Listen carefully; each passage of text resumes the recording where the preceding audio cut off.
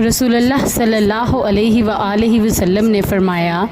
نماز کا ایک اول وقت ہے اور ایک آخری وقت۔ ظہر کا اول وقت وہ ہے جب سورج ڈھل جائے، اور اس کا آخری وقت وہ ہے جب عصر کا وقت شروع ہو جائے، اور عصر کا اول وقت وہ ہے جب عصر کا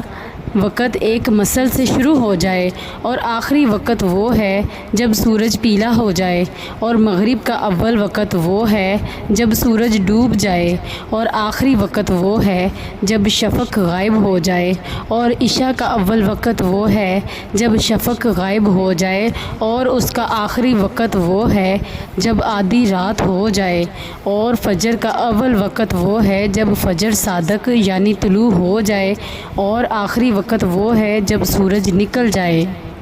ظہر کو رسول اللہ صلی اللہ علیہ وآلہ وسلم سے بڑھ کر جلدی کرنے والا میں نے کسی کو نہیں دیکھا، اور نہ ابو بکر اور عمر رضی اللہ عنہما سے بڑھ کر جلدی کرنے والا کسی کو دیکھا۔ امام ترمذی کہتے ہیں، سنن ترمذی، حدیث نمبر 155۔